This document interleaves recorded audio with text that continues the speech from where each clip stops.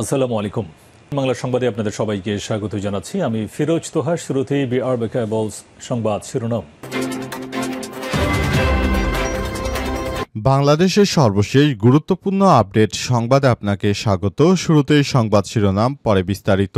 প্রথমেই জানাবো আমাদের হাতে থাকা সর্বশেষ গুরুত্বপূর্ণ সবথেকে তাজা আপডেট সংবাদ। চট্টগ্রামে গোলাগুলি ও হত্যার ঘটনায় গ্রেপ্তার 6। চট্টগ্রাম নগরের বাইজিৎ থানাধীন চালিতাতলী এলাকায় গুলি চালিয়ে 2 জনকে হত্যা এবং রাউজানে প্রকাশ্যে গুলিবর্ষণ ও সংঘর্ষের ঘটনায় 6 জনকে গ্রেপ্তার করেছে র্যাপিড অ্যাকশন ব্যাটালিয়ন র্যাব। আজ 7ই নভেম্বর র্যাব 7-এর সংবাদ সম্মেলনে বিষয়টি নিশ্চিত করা হয়েছে। এরপর জানাবো যশোরে বিএনপির ছাত্রদল নেতাকে কুপিয়ে জখম।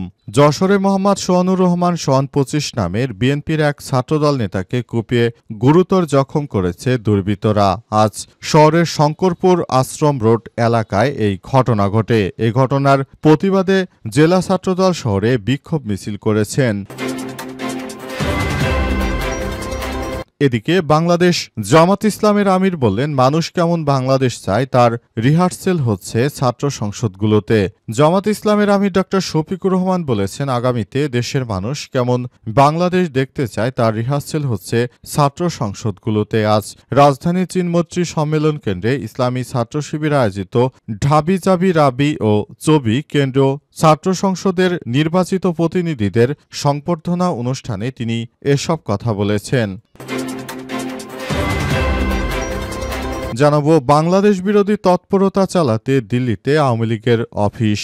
ক্ষমতাচ্যুত প্রধানমন্ত্রী শেখ হাসিনার বিরুদ্ধে আন্তর্জাতিক অপরাধ ট্রাইব্যুনালে করা গণহত্যার মামলার রায় কবে হবে তা জানা যাবে 13ই নভেম্বর। দিনটিকে কেন্দ্র করে বড় ধরনের নাশকতা ও বিশৃঙ্খলের নীলনকশা এঁকেছে তার দল। কার্যক্রম নিষিদ্ধ আওয়ামী লীগ তাদের লক্ষ্য সহিংস পরিস্থিতি তৈরি করে বিচার কাজকে বাধাগ্রস্ত করা। এবং সর্বশেষ জানাবো বিএনপিতে যোগদান নিয়ে মুখ খুললেন মীর মুগ্ধর ভাই মীর স্নিগ্ধ। বাংলাদেশ জাতীয়তাবাদী দল বিএনপিতে যোগদান করেছেন জুলাই গণঅভ্যুত্থানে শহীদ মীর মাহফুজুর রহমান মুগ্ধর যমজ ভাই মীর মাহবুবুর রহমান স্নিগ্ধ। জুলাই শহীদ স্মৃতি ফাউন্ডেশনের সাধারণ সম্পাদক পদ ছেড়ে বিএনপিতে যোগদান নিয়ে ভালো মন্দ মিলে নানান মন্তব্য করেছেন। সেসব মন্তব্য নিয়ে মুখ খুলেছেন তিনি। এ বিষয়ে গুরুত্বপূর্ণ সংবাদ জানাবো, সঙ্গেই থাকুন। প্রিয় দর্শক, এতক্ষণ শুনছিলেন সংবাদ শিরোনাম, এবারে বিস্তারিত। তবে তার আগে বন্ধুরা অনুরোধ থাকবে এই সংবাদটিতে একটি লাইক দিন। এই চ্যানেলে আপনি নতুন হয়ে থাকলে আমাদের সংবাদটি দেখতে দেখতে চ্যানেলটি সাবস্ক্রাইব করে রাখুন। কমেন্ট করে বন্ধুরা আপনার মূল্যবান মতামত জানিয়ে দিন আপনি বিশ্বের কোন দেশ থেকে বা বাংলাদেশের কোন স্থান থেকে আমাদের সংবাদটি দেখছেন এবং শুনছেন। আর বন্ধুরা সংবাদটি আপনার সোশ্যাল মিডিয়া ফেসবুকে শেয়ার করে বন্ধুদেরও জানার সুযোগ করে দিন। এবারে বিস্তারিত।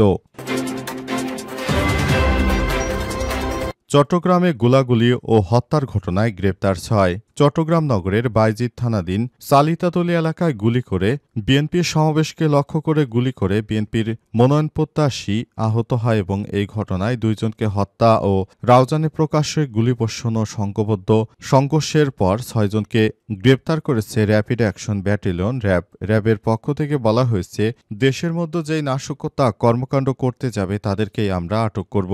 গ্রেপ্তারকৃতরা হলেন ইশতিয়াক চৌধুরী ওরফে অভি, আলাউদ্দিন, হেলাল জ্যাকি, জনি এবং রাজ। আজ বৃহস্পতিবার 6 নভেম্বর পৃথকভাবে অভিযান চালিয়ে র্যাব 7 এর অভিযানিক দল তাদেরকে আটক করেছে। 7ই নভেম্বর র্যাবের সদস্যরা ব্রিফিংয়ে সব তথ্য নিশ্চিত করে র্যাব জানিয়েছে, যে বা যারাই সন্ত্রাসী কর্মকাণ্ড করার চেষ্টা করবে তাদের বিরুদ্ধে আমরা আটক করব।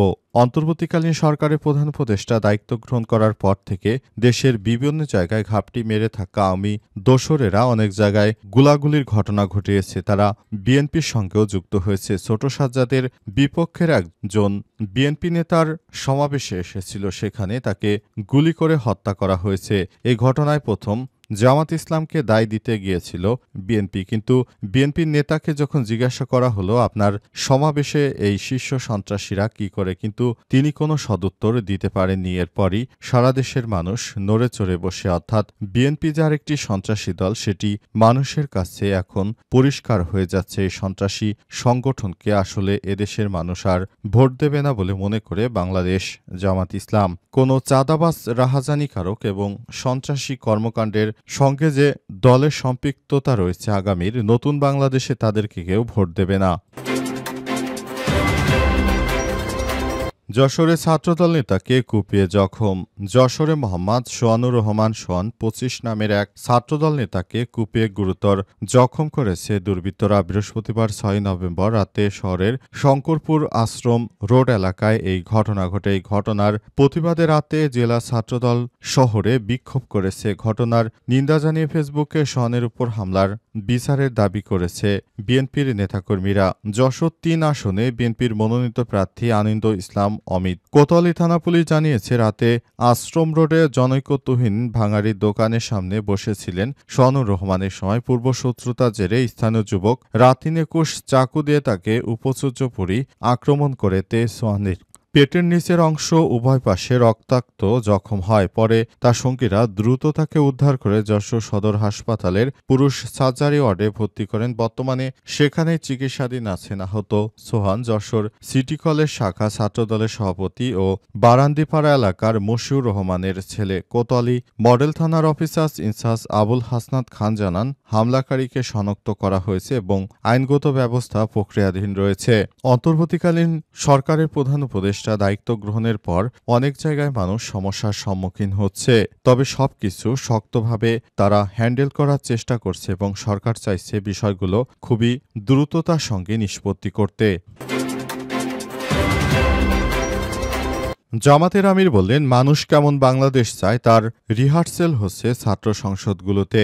জামাত ইসলামের আমির ড শফিকুর রহমান বলেছেন, আগামীতে দেশের মানুষ কেমন বাংলাদেশ দেখতে চায় তার রিহার্সেল হচ্ছে ছাত্র সংসদগুলোতে। শুক্রবার দুপুরে রাজধানীর চিনমৈত্রী সম্মেলন কেন্দ্রে ইসলামী ছাত্র শিবির আয়োজিত ঢাবি, জাবি, রাবি এবং চবি কেন্দ্রীয় ছাত্র সংসদে নির্বাচিত প্রতিনিধিদের গণসংবর্ধনা অনুষ্ঠানে সব কথা বলেন জামাতের আমির। উল্লেখ্য, বেশ কয়েকটি নির্বাচনের জামাতের আমির দেশে ছিলেন না, তারপরও তিনি সর্বোচ্চ চেষ্টা করেছেন ওই শিক্ষার্থীদেরকে সর্বোচ্চ আর্থিক ও মানসিকভাবে সহায়তা করতে।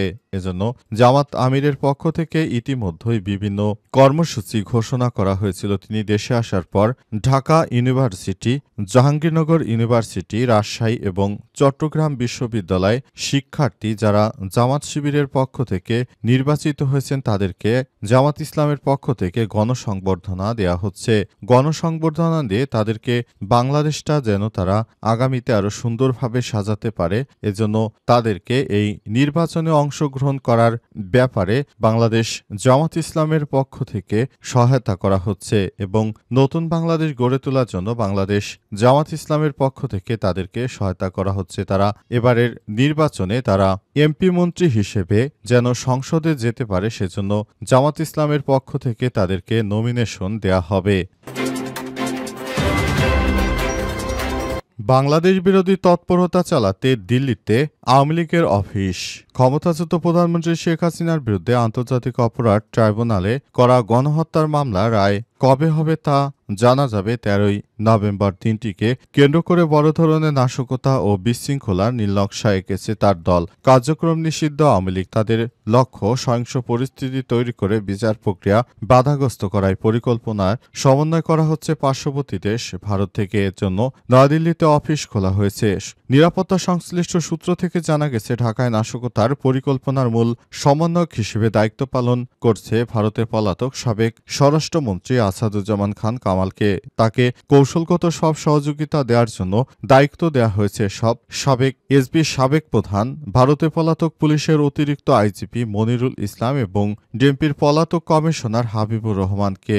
এসএসএফ এর সাবেক ডিজি ও সাবেক কিউএমজি লেফটেন্যান্ট জেনারেল অবসরপ্রাপ্ত মুজিবুর রহমান সহ একাধিক সেনা কর্মকর্তা এই প্রক্রিয়ায় যুক্ত রয়েছেন। সূত্র আরও জানিয়েছে, তাদের সঙ্গে সমন্বয় করে ঢাকায় অস্থিরতা তৈরির মিশন বাস্তবায়নের প্রস্তুতি নিচ্ছে পলাতক সাবেক ছাত্রলীগ সভাপতি লিয়াকত শিকদার, গাজীপুর সাবেক মেয়র জাহাঙ্গীর আলম এবং যুবলীগের নেতা ইসমাইল চৌধুরী সম্রাট ওরফে ক্যাসিনো সম্রাটের লক্ষ্যে দেশের প্রত্যন্ত অঞ্চল থেকে বাছাইকৃত নেতাকর্মীদেরকে তারা ঢাকা এনে তারপর সারা দেশ জুড়ে নাশকতার ছক কষছে।